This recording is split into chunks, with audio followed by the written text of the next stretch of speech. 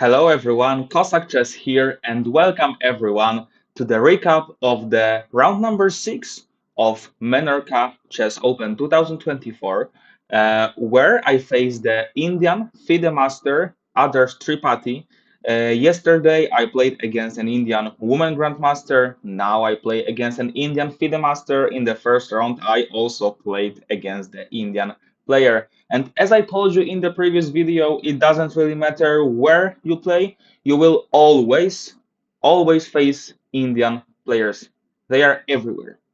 They are everywhere and they annoy you because they are low rated, but they are good, you know? And probably this case happened here. Well, as I told you in the previous videos, if I know that I play against an Asian player, I just want to count the game as much as it is possible. So that's why I play the move knight f3, d5, and g3. So I opted for the setup which Daniel Darda has chosen against me in the in round number 3 in this tournament. Well, this is of course a setup where you develop pieces normally, and you just don't care. You just play chess. He played e6, and this setup, to be honest, surprised me a little bit because he was mainly playing King's Indian, and I was prepared for the King's Indian. I just wanted to play double fianchetto setup, just this g3 b3 idea, just to get out of the theoretical paths and to count the game, and also to keep as many pieces as it is possible so the game can be also interesting. But he played this d5 e6, so I knew that he completely changes the direction, and I didn't know what to expect. I played just bishop g2, knight f6, short castle, so this is what you usually play when you play this quick fianchetto. You just make a castle. He plays bishop e7. And there I have several options. I can go for the Catalan by pushing the pawns for c4 and d4. I can also play something like Kia, the King's Indian attack, by playing d3, knight d2, and e4. But I wasn't in mood to playing Kia. If I play double fianchetto, there might be a case that Black will play really solid in the center, and whenever I push c4, he can play d4 and close my bishop. So I played d4. And to be honest, after castle, I would most probably play c4. I used to play Catalan. I played Catalan in some games. So let's say I have a small experience in that opening. And I was hoping that because of the fact that he was mainly playing King's Indian or Benko in general, these setups are rather dynamic than static. I would be happy that I know at least something. But he played c5 immediately. Like, he played c5 by hand, and this was already a new position for me. I was out of the book already there, and I started thinking, okay, if I can take on c5 by playing dc5, but after bishop c5, c4, and short castle, probably probably white is black doesn't have any problems. um, so after, I didn't like dc5 because it is not the reason to put the pawn on the central square just to exchange it after one move. So I played c4, and again I was hoping that we may transpose to the Catalan. He took on d4. After d takes c4, I think I can play queen a4, check, bishop d7, queen c4, and get a really pleasant version of the Catalan, because now my pieces are in the center, and I make a pressure on the c5 square. After cd4, knight d4, my bishop is opening, and I am attacking the b7 square. And this knight is maybe not trapped, but a little bit stuck on b8, because knight c6 is impossible because I attacked this square 3 times. So this would be probably okay, but he played c takes d4, knight takes d4. No, sorry, did they play knight takes d4? No, I didn't play knight takes d4. I played c takes d5. Oh, this is what I have played. Sorry, guys. Knight d4 was the variation I was looking at. I played c takes d5 because after knight takes d4, after knight takes d4, maybe there is a transposition. Maybe it is not, but maybe probably he can just do castle and we will transpose to the game. But I played CD5 first in order to, to not allow him, let's say, even to take on C4 or not allow him to play E5. Maybe these moves that doesn't work because after D takes C4 I can give a check, and after move E5 I have knight F3 and I attack these two pawns. But yeah, but anyway, CD5 happened in the game. He played knight D5, knight takes D4, short castle, and the position is kind of symmetrical, and I need to develop my pieces. Well, if I play b3, this was my intent. This was my first intention to play bishop b2, knight d2, develop normally to be happy that I have that strong bishop.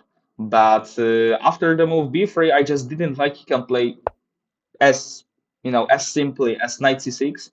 And for example, if I take bishop b2, he has bishop f6. He can exchange everything, and I think I am not on time to develop everything on the way I want to. I can play queen c1, but bishop a6. Now this pawn would be hanging. It is totally unnecessary to play like this. So yeah, after knight d2, which was also my second thought. I think he can just play develop like bishop d7, put the knight on c6, and maybe this was the position I should go for. Knight b3, knight c6, maybe play e4 and push bishop e3. Now, if I look at this position, I think I am perfectly fine. Maybe the advantage isn't that big. Maybe there's even no advantage, but yeah, I keep pieces on the board.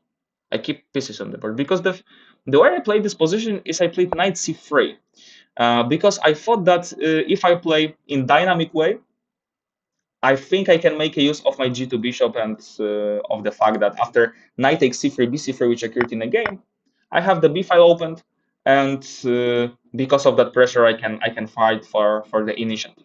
And he plays e5. He has 130 on the clock. He just plays by hand. He doesn't think. And he made an impression.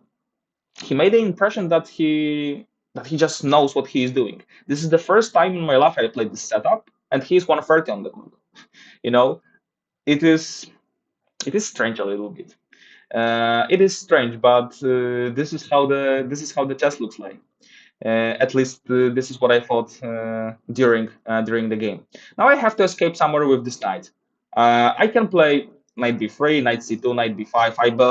I thought that knight b3 and knight c2 are just passive moves.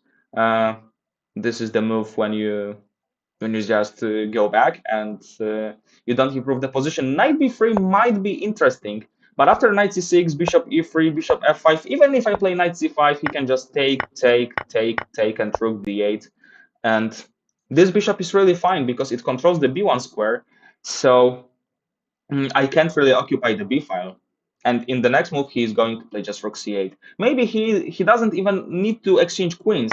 He can maybe just take, and play rook e8. If I exchange queens, I exchange queens on on his rules, let's say. So I believe this position is pretty normal for black. He doesn't have any problems. Although I have this bishop, of course I do. Uh, but I didn't wait. I didn't like knight b3. I just played knight b5 in the game, which sounded pretty good. He plays queen a5 by hand again, really quick. Still 130 on the clock.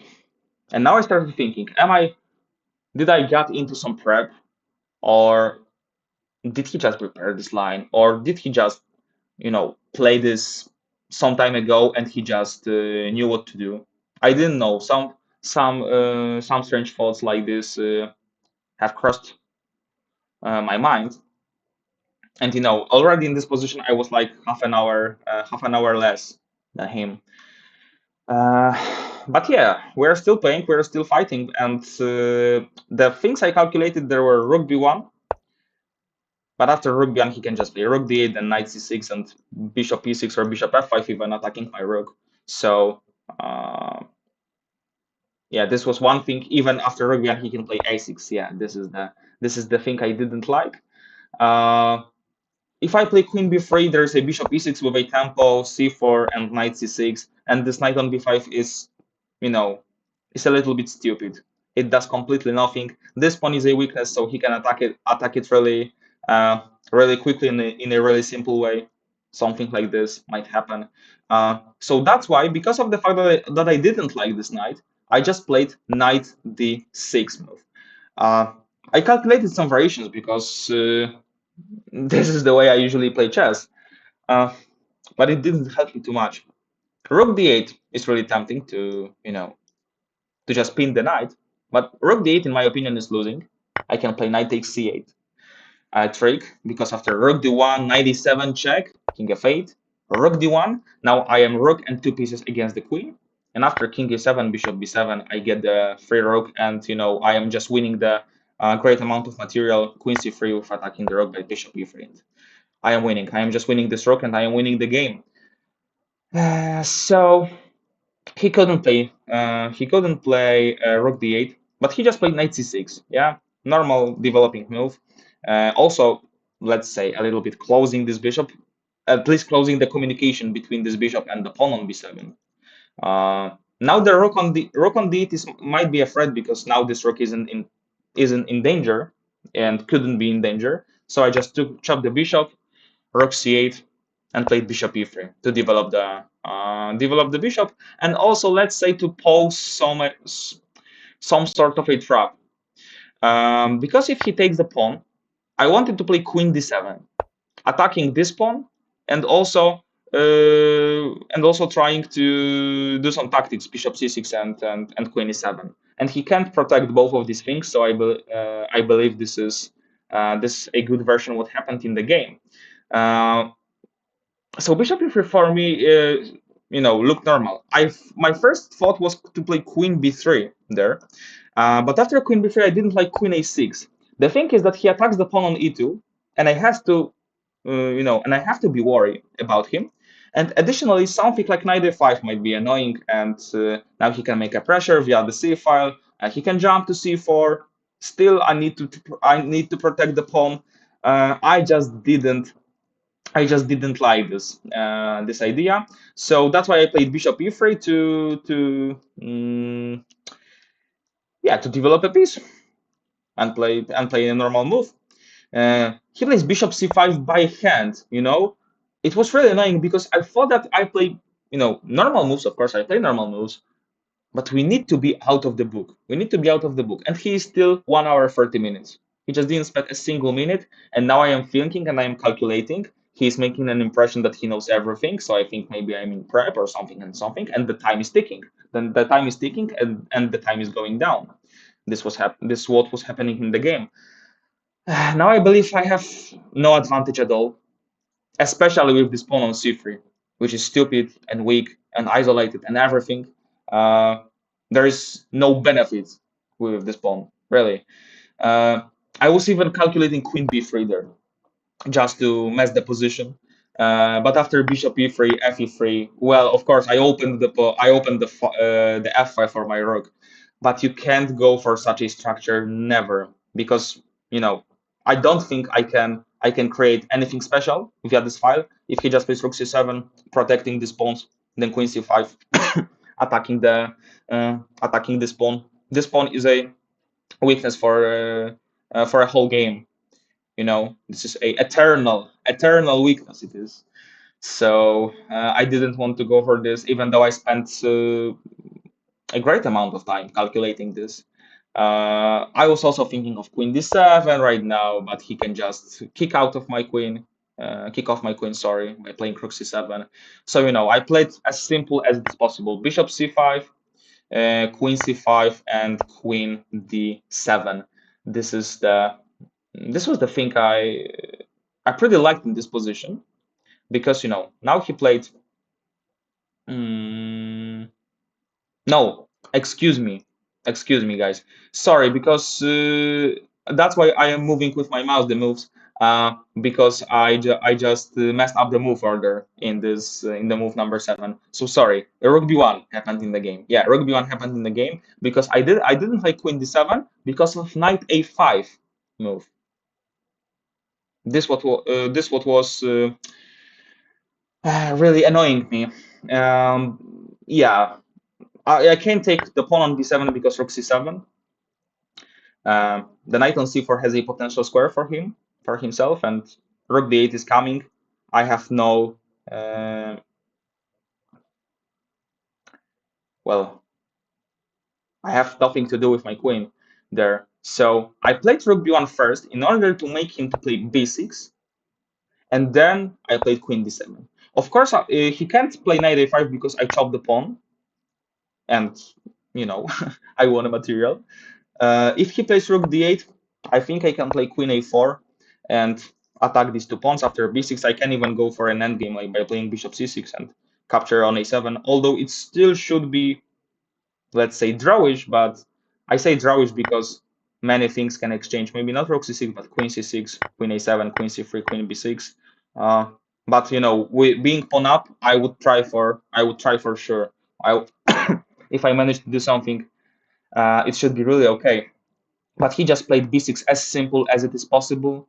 I played queen d7, rook f8, and queen b7. The queen looks stupid there, but you know, I have an eye on both of these pawns, and when I chop this knight, I think the pawns can fall down. So that was my intention. It is also worth to mention that he can't take the pawn on c3 because after rook c1, this knight would be also attacked 3 times, and he is losing the knight in the next move. So after rook f8, he played queen b7, and again he was thinking like 1 minute or 2 minutes in this position, and he played the move queen e7, and I was like shocked a little bit because wow, bishop c6, man, what are you doing? You know, my heart started pumping a little bit because you know I am struggling, I am losing time. In this position, I was 50 minutes less than him. 50 minutes, 5-0.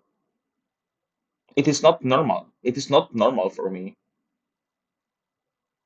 And he was playing by hand, and he played queen e7 by after thinking like 2 minutes. And the thing is that after bishop c6, he has rook c7. This was the thing I missed, and this was the thing he realized really quickly. And now after queen a6, rook c6, I can never be better. I would even say I can only be worse there because he doesn't have any weakness, and he can double on the c file and press the pawn on c3 so I just realized that I am losing. I am losing everything. I am not in shape, and I am just. I can't just calculate a proper variation. He's just playing by hand, so he for sure knows what to do. And I just exchanged queens and offered a draw, which he accepted immediately without even thinking. When I said I offer a draw, yeah, okay, man, thank you very much for the game. Yeah, sorry that it is looking like that, but the game lasted 19 moves, and I offered a draw against a lower rated opponent. Why I did that? Because after 97, I don't have, he's attacking my weakness. He can go rook d2, attacking these two pawns. Of course, I can play rook d1, but he can play f6, making a pawn chain, which and also putting the pawns on the dark squares, so my bishop can't really find a potential target in the future. He can play king f7. Still, the pawn on c3 is weak, and yeah, I don't have anything. I don't have, I don't have anything there. I don't have anything there. Uh, I was also calculating their queen a6, but after queen a6, I didn't like knight a5 move.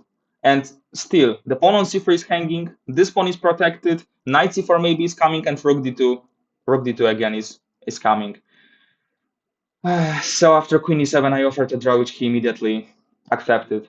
And I am really angry because I just don't know what I did wrong. We will no. Now we will see.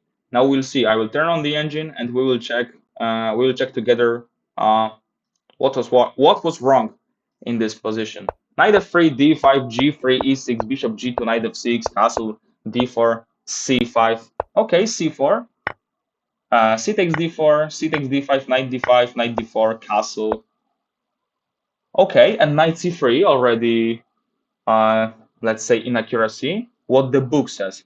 The book says that e4 is the main move there. But after e4, I didn't like knight b4. And knight c3, knight c6. And I can just take, and bishop e3. Yeah, maybe it makes more sense to keep pieces in that way and not to destroy the pawn structure. Yeah, because I really play a really admittable move, let's say. I know if I say it correctly, but it is just a great admission, the knight c3, because I destroy the pawn structure and I believe in the dynamics of the position. But if I don't prove it, that I have any compensation for that, my pawn on c3 is a great weakness. It's a weakness for a whole time. He played e5. Okay, the first line. Knight b5. Queen a5 by hand. No, I didn't play rook b1. Knight d6 happened. Yeah, knight d6 is normal. Knight c6. Knight takes c8. Rook a c8. Bishop e3. Bishop e3 is... No, bishop e3 is not okay. Yeah, queen b3 he recommends. And what's after queen a6?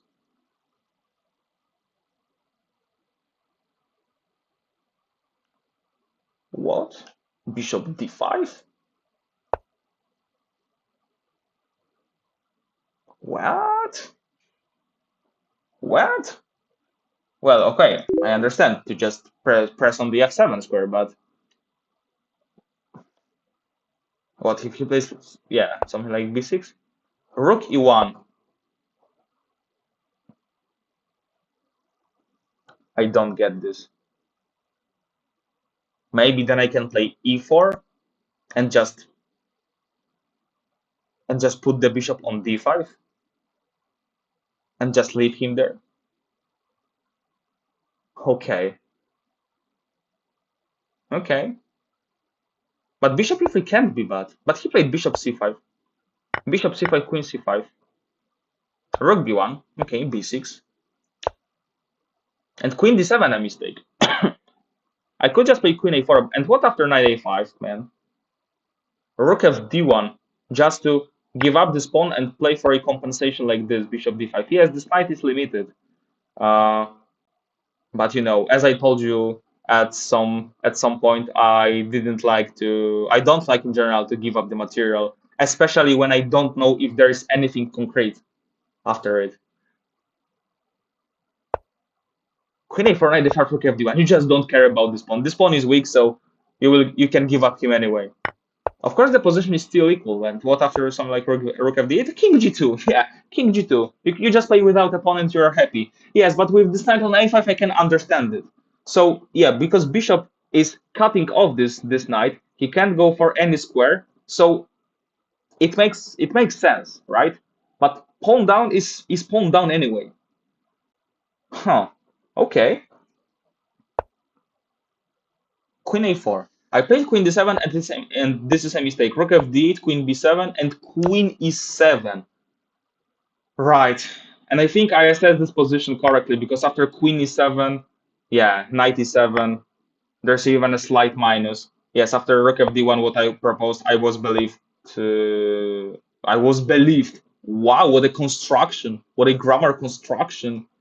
No, I just think that I didn't like this position at all. Yeah, that's why even the engine says after I can play bishop h3.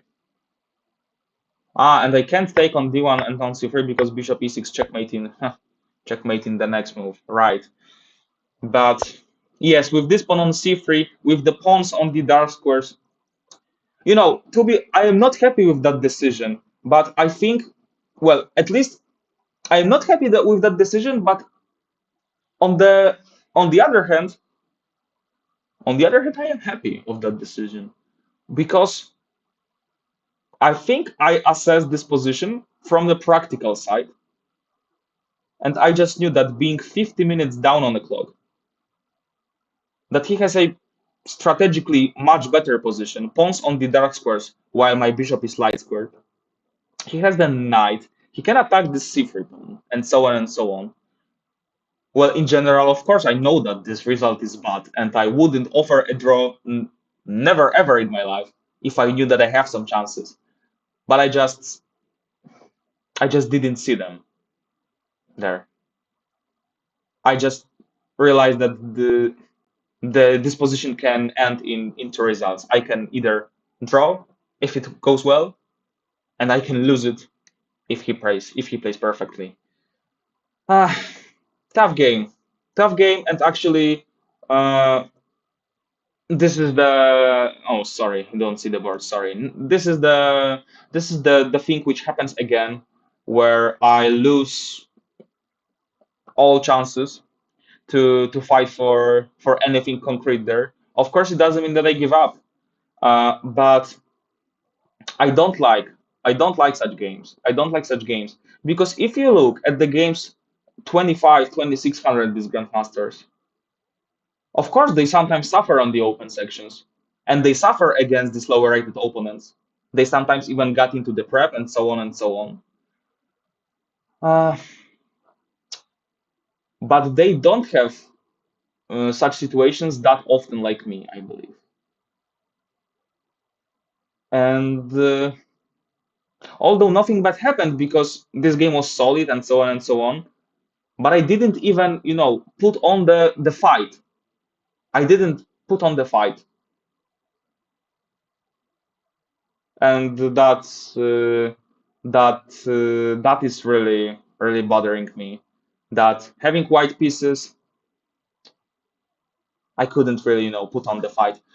Why am I playing this knight f3 move? Well, I don't believe this is a fault of a opening choice. Definitely not. I think that I played inaccurate in that sense that I completely sorry, why the now you should why the engine didn't change? Okay, I don't know. I don't know. Okay, it doesn't really matter. I think I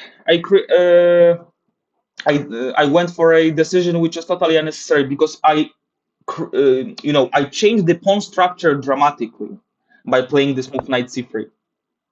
I changed it in a manner that I know that the weakness on c3 would be eternal, if I can say like this. And I can't undo this pawn. You can never undo this pawn. This is the specific of the pawns. So I played this knight c3 because I thought that okay, I opened the b file and so on and so on. Then because of the dynamic stuff, I would compensate this weakness. But it turned out that he plays two moves. He plays e5, so he kicks off the knight, and now I don't control the b5 square, the c6 square that much, and he can develop normally. He can develop normally. Of course, he gives up the bishop pair, but this pawn on c3 is weak anyway. So this is probably the main conclusion I can take, because I can play in general such openings, and I am not sad of that fact, because I like to be flexible, let's say, in that part of chess, not to mainly focus on one move, just to play several moves and try to analyze, uh, try to catch some new positions and try my best chances in them. So yeah, it's not the fault of the opening. It's the fault of my decision that I changed the pawn structure, and I just didn't put, because of this fact, any problems. And moreover, this pawn on c3 was a weakness I had to be worried about during the whole game. So knight c3, I believe I can, without any problem, I can give for this move a blunder assignment, really, because this is the move you don't need to play there. You don't need to play there. You can just play, yeah, like queen b3. Queen b3 is a normal move. Yes, and preparing this rook d1. Okay, preparing rook d1 makes sense. And even this move e4, yeah, like knight b4, knight c3, knight c6. This what we were analyzing. The position is normal. We don't have any specific advantage there. But oh, okay, now you should see it. There's no specific advantages you can see, but the pawn structure is normal. We didn't destroy it. And even if we play f4, e5, we can open the bishop, we can create a beautiful pawn chain. Yeah, so it was all about the pawn structure that I destroyed and he didn't. And yeah, stupid decision of me. But I believe that I can learn from that mistake and not repeat it in that game. Well, it might look stupid because half an hour of an analysis of game which lasted 19 moves. But if I talk to myself and then if I can listen to myself some time after this game ends, because I can come back to this video whenever I want, I believe that this conclusion will somehow implement in my brain, and I will not repeat it in the, or maybe I will not repeat, but I will remember that changing the pawn structure might cause really unnecessary changes that you didn't want to witness in your game. So I believe this is all from me. Thank you very much for being here. If you if you can really learn something from that lesson, I am happy. But I hope that I would learn something from that lesson. Uh, yeah, like what else I can say? Thank you very much for being here. 3 rounds more left. 4 out of 6 is my result. So we can still finish this tournament in a great manner. Actually, uh, there are no chances for a norm or even a prize money. But who cares? Who cares about it? Uh, I am happy that this game happened because it gave me an it gives me a lot of thoughts about my daily routine before the game, about the way I am thinking, about the everything. You know, this game was really important, and it is important, I believe. After this game, I would come stronger. So opponents feel the not the anger, but feel the fear, and be afraid of me, my opponents.